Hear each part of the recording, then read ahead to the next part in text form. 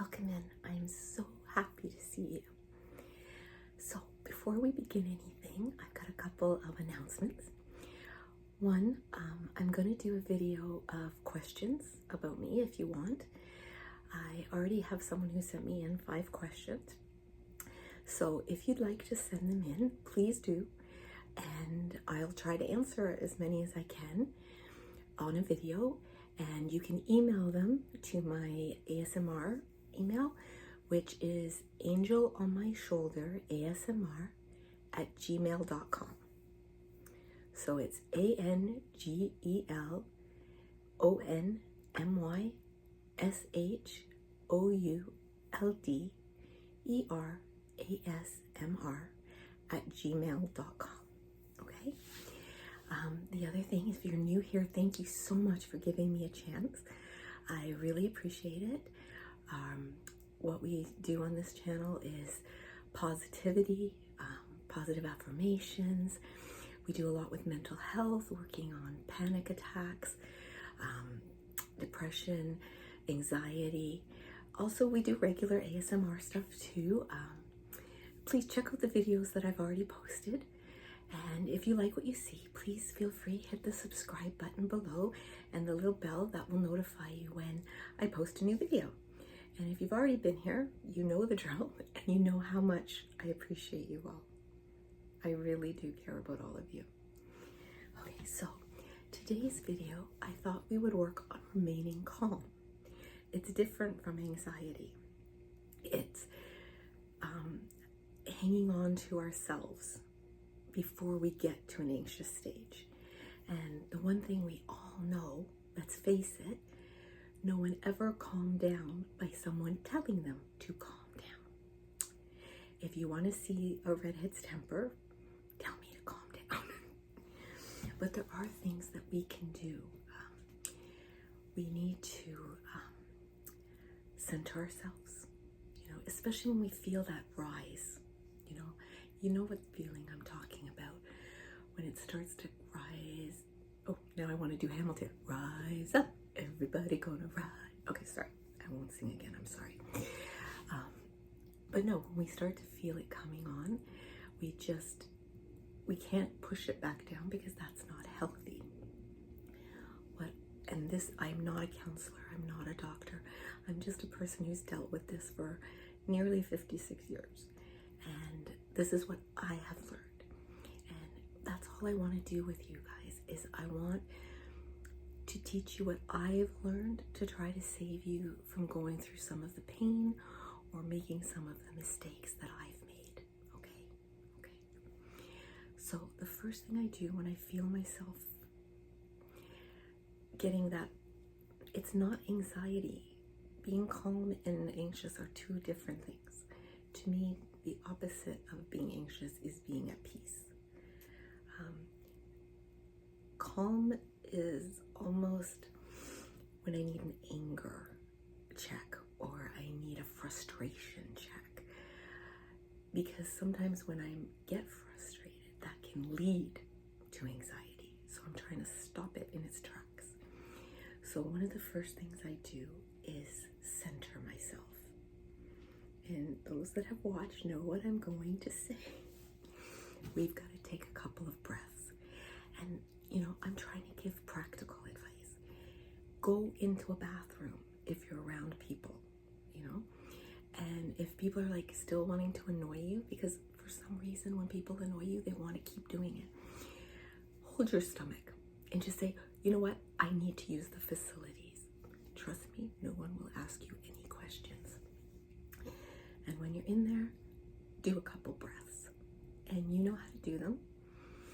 In through the nose for a count of 4, a gentle hold for a count of 4, and a release for a count of 4.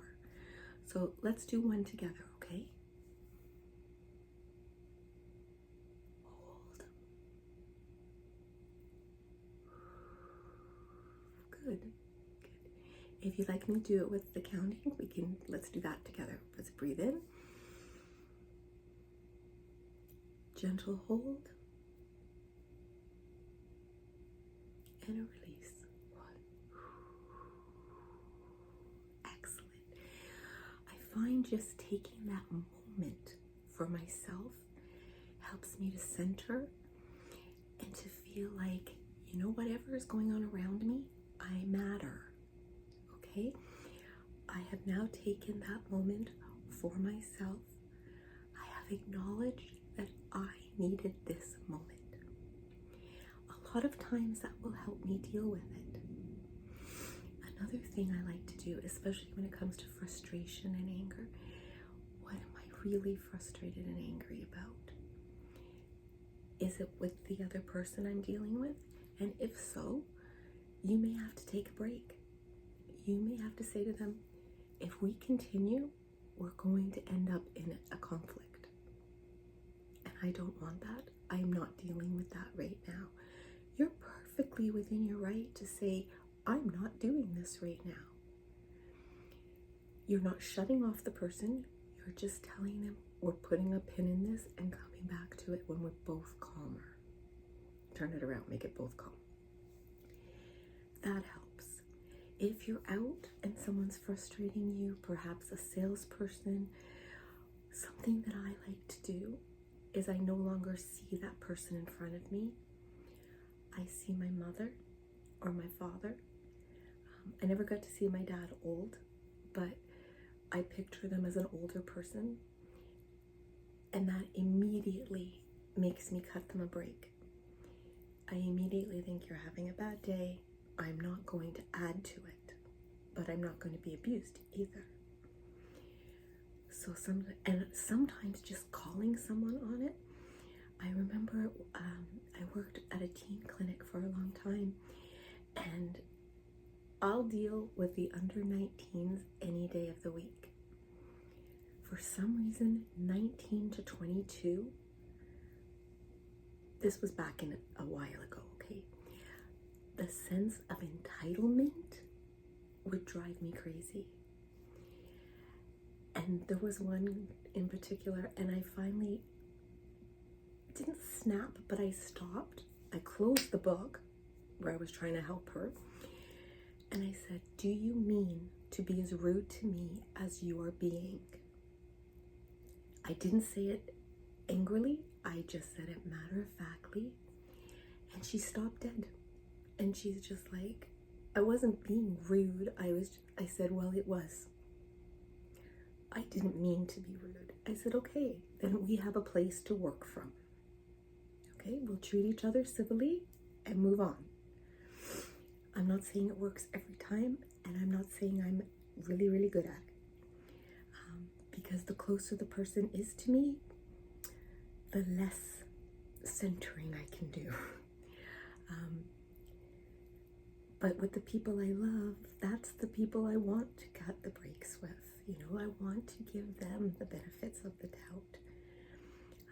A lot of times, especially if somebody seems angry at me and I know that I haven't done anything and it's making me feel very frustrating and angry and I can feel the anxiety behind it, I stop and I said, what have I done to make you feel like this? And they always say the same thing, it's not you, okay, but you are taking it out on me. I want to help you. And that tends to, another thing, when you're dealing with people, try not to use two words, always and never.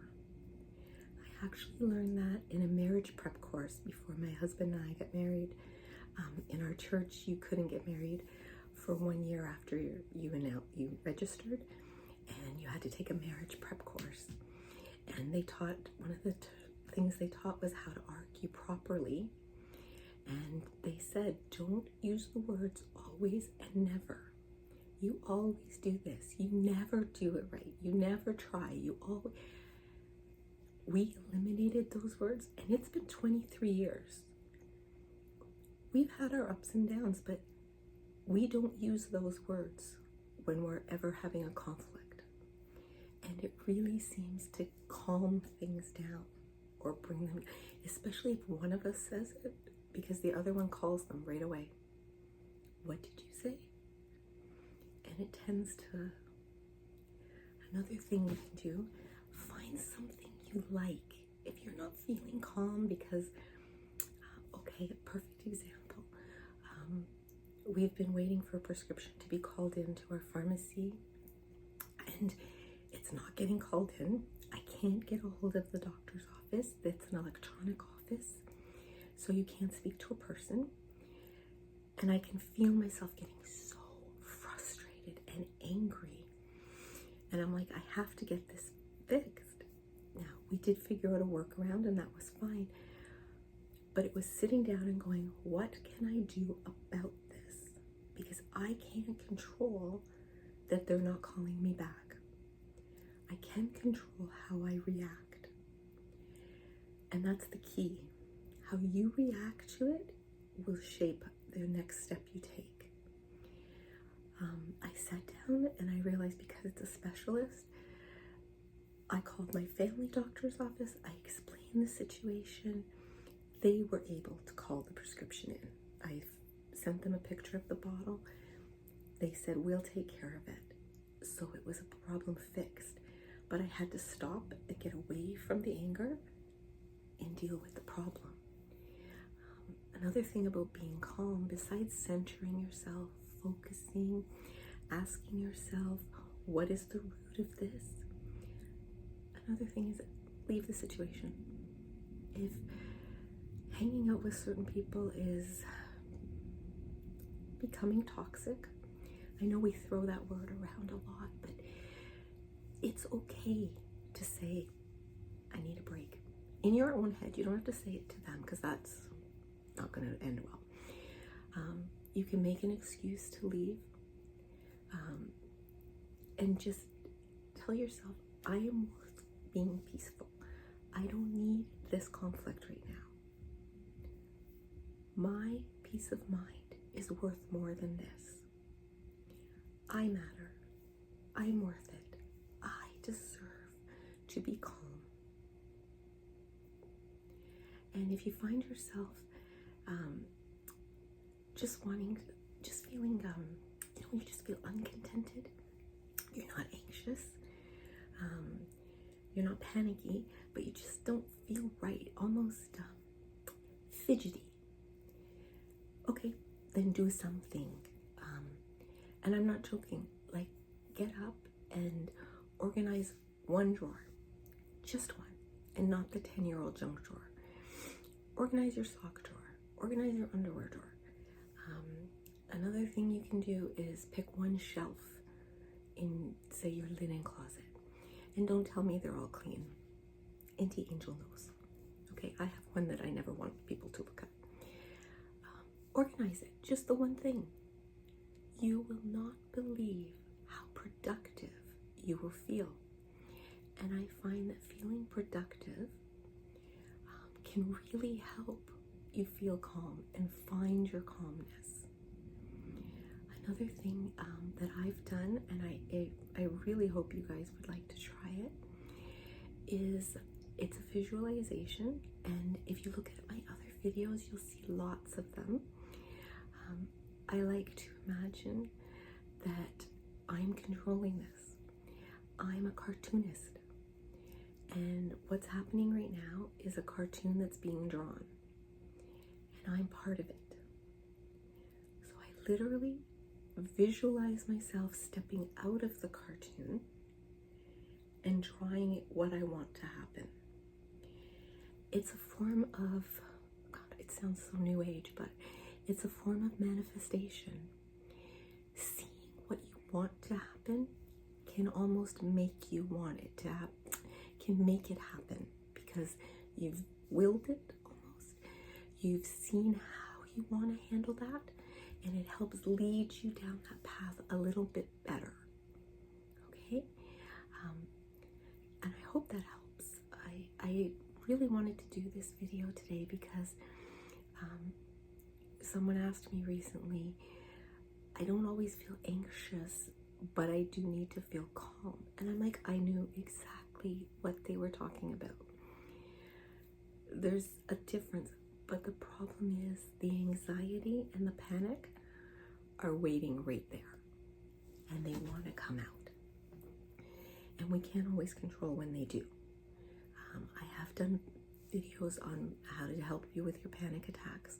Please look at that, because I've had a lot of people say they helped, and it's helped me. I can only tell you what works for me. But and sometimes it's just the knowledge that there's something you can do. It's the idea of taking control of the situation yourself. Because sometimes a loss of control can lead to all of those feelings. We can't control everything, but we can control our reactions. Okay? So this was just a short video. I just wanted to let you know about sending me the questions and to help you calm down sometimes. And I'll be posting another video tonight. It's a guided meditation with a lot of whispering, some soft spoken, and a lot of tapping, because I have nails. My daughter got them for my birthday next week, but she said, let's go get them. So I did. So I love you, I value you, I honor you, and I'm so very, very glad that you were born.